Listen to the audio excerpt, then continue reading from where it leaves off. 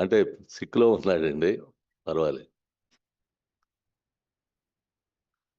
నా ముందు మాట్లాడినటువంటి పెద్దలు ఏబి వెంకటేశ్వర గారు చాలా విషయాలు చెప్పారు.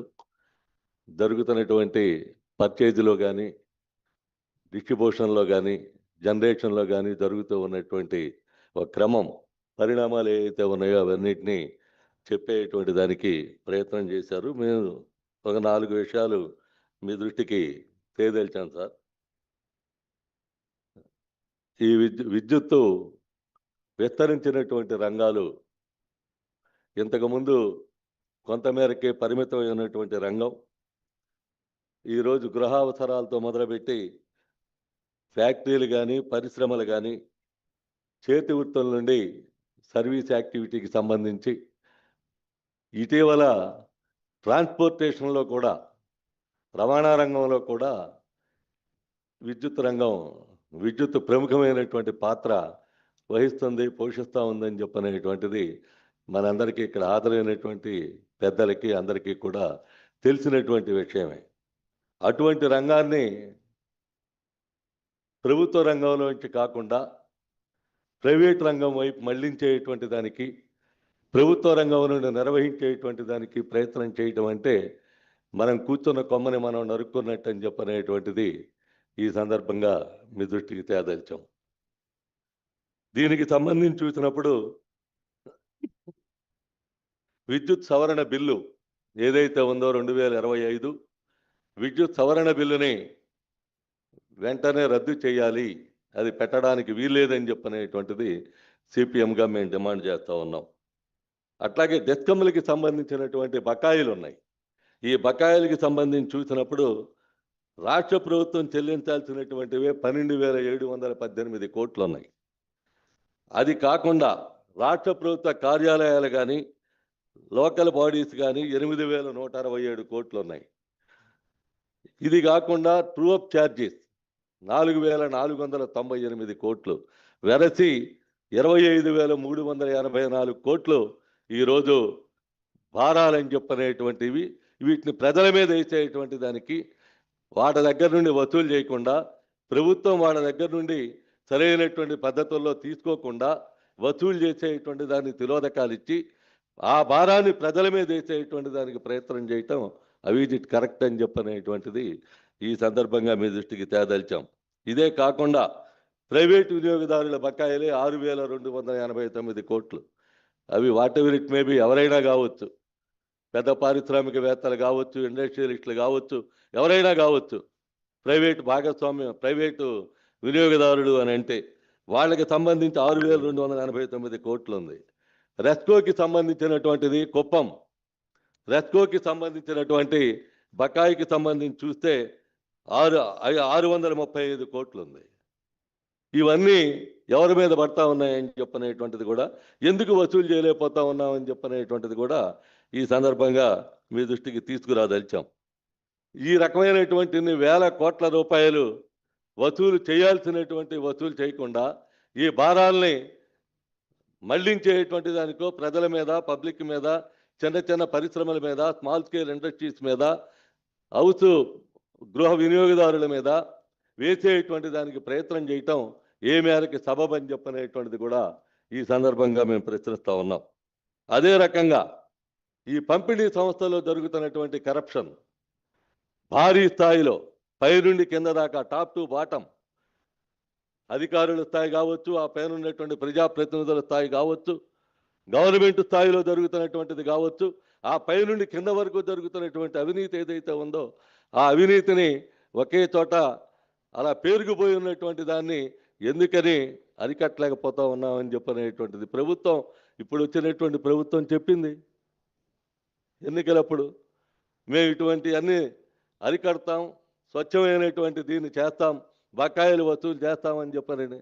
మరి చెప్పిన దానికి చేసినటువంటి దానికి ఏం వ్యత్యాసం కనబట్టంలా. రెండు ఒకే రకమైనటువంటి పద్ధతుల్లో నడుస్తూ ఉన్నటువంటి పరిస్థితిని కూడా చూస్తూ ఉన్నాం. అదేవిధంగా దీని మీద అభ్యంతరాలు కూడా ఇచ్చాం. కిందసారి A1 కన్వెన్షన్లో జరిగినటువంటి దాంట్లో ఈ కరప్షన్కి సంబంధించి వీటికి సంబంధించినటువంటి పూర్తి వివరాలతో కూడినటువంటి రిప్రజెంటేషను కొన్ని వేల సంతకాలతో కూడినటువంటి మహాజర్ని చైర్మన్ సార్కి ఆ రోజు అందించేటువంటి దానికి ప్రయత్నం చేశాం, తీసుకున్నారు. అది ఏమైనాయి అని చెప్పనేటువంటిది అంటే చరిత్రచరణంగా పునశ్చరణ జరుగుతూనే ఉంది తప్ప ఎక్కడ ఫుల్ స్టాప్ పెట్టినటువంటి పరిస్థితి కనపట్టలేదని చెప్పనేది ఈ కాలంలో చూసాం. అది అనుభవం కూడా అదే చూపిస్తూ ఉంది. అందుకని ఆ రకమైనటువంటి దీన్ని ఎందుకని అరికట్టలేకపోతా ఉన్నారని చెప్పనేటువంటి ఈఆర్సీ ఇది ఇండిపెండెంట్ బాడీ, అటానమస్. దీనికి సంబంధించి ప్రభుత్వం నియమించవచ్చు కావచ్చు, నియామకంగా జరుగుండొచ్చు, కానీ ప్రభుత్వ నియామకం జరిగింది కదా అని చెప్పనని ప్రభుత్వ కనుసన్నల్లో నడిచేటువంటి దానికి ప్రయత్నం చేయటం ఇది ఎంత మాత్రం సబబైనటువంటిది కాదని చెప్పనని అలా బోన్లెస్గా ఉండేటువంటి దానికి ప్రయత్నం చేస్తే ఈఆర్సీ పబ్లిక్కి న్యాయం జరగదు, అన్యాయం జరుగుతుందని చెప్పనేటువంటిది కూడా ఈ సందర్భంగా మీ దృష్టికి తీసుకొస్తా ఉన్నాం. స్మార్ట్ మీటర్లకి సంబంధించినటువంటి దీనికి సంబంధించి ఈ కాలంలో అప్పుడు చెప్పారు పగలగొట్టండి అని కూడా చెప్పారు. ఇప్పుడు వచ్చిన పాలకులు స్మార్ట్ మీటర్లు పెడితే పగలగొట్టండి అని చెప్పండి. మా దగ్గర వీడియోలు కూడా ఉన్నాయి. స్మార్ట్ మీటర్లు పెడితే పగలగొట్టండి అన్నటువంటి వాళ్ళు ఇప్పుడు స్మార్ట్ మీటర్లు పెట్టమని చెప్పారని ప్రోత్సహిస్తూ కోట్లాది మీటర్లను తీసుకొచ్చి పబ్లిక్ని మీద సఫర్ చేసేటువంటి దానికి ప్రయత్నం చేస్తూ దానివల్ల ఎంత నష్టం జరుగుతూ ఉంది, పబ్లిక్ ఎంత సఫర్ అవుతూ ఉందని చెప్పి 33,000 వచ్చే బిల్లు 35,000 రూపాయలు వస్తూ ఉంది. స్మార్ట్ మీటర్ పెడితే చూపిస్తాం, మేము కొన్ని ఆధారాలతో సహా చూపించాం సంబంధించినటువంటి అధికారులకి. ఇచ్చినటువంటి పరిస్థితి కూడా ఉంది, దాని మీద మెమరాండం ఇచ్చినటువంటిది ఉంది. ఒక పిండి మన యజమానికి 3,500 నుంచి 35,000 వస్తే ఏంటి కారణం అని చెప్పని చూస్తే ఒక నైట్కి నైటే బిల్లులు మారిపోతున్నటువంటి పరిస్థితి చూస్తూ ఉన్నాం. అందుకని స్మార్ట్ మీటర్లను ఎందుకని రద్దు చేయలేకపోతా ఉన్నాం.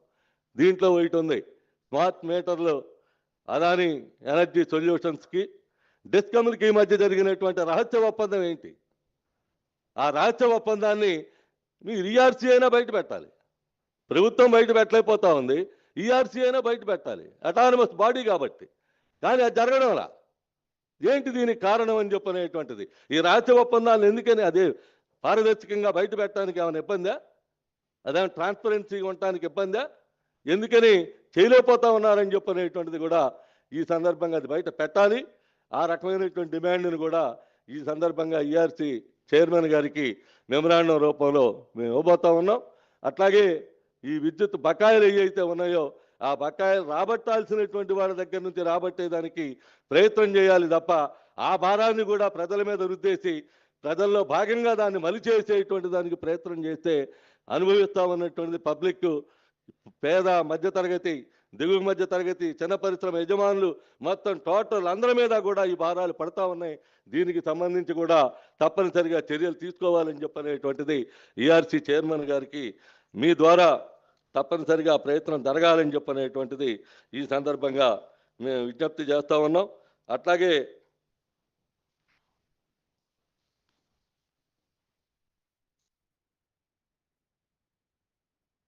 (31/3/2025) మొన్న దీనికి 25 నాటికి 6,288 కోట్ల బిల్లులు బకాయిలు ఉన్నాయి. ఎందుకని వసూలు చేయలేకపోతా ఉన్నారు సార్?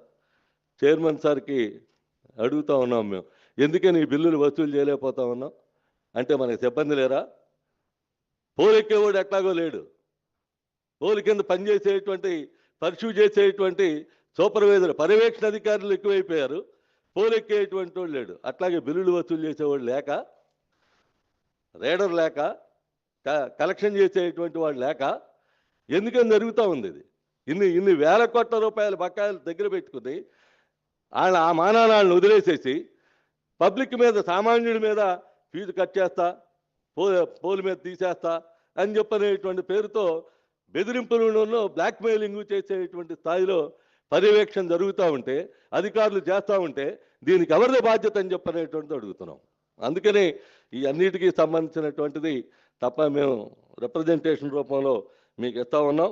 వీటిని తప్పనిసరిగా పర్సూ చేసి, ఇందాక ఏబి వెంకటేశ్వరరావు చెప్పినటువంటి దాన్ని నేను పర్సూ చేస్తాం, మాకున్న పవర్స్ ఉన్నాయి అని చెప్పనేటువంటిది ఆయన మీకు సజెస్ట్ చేశారు. మీరు కూడా దానికి అంగీకరించారు కాబట్టి తప్పనిసరిగా వీటికి సంబంధించినటువంటి మెమరాండంలో ఉన్నటువంటి డిమాండ్స్ని పరిశీలన చేసి అమలు జరిపేదానికి పూనుకోవాల్సిందిగా చైర్మన్ గారికి ఈ సందర్భంగా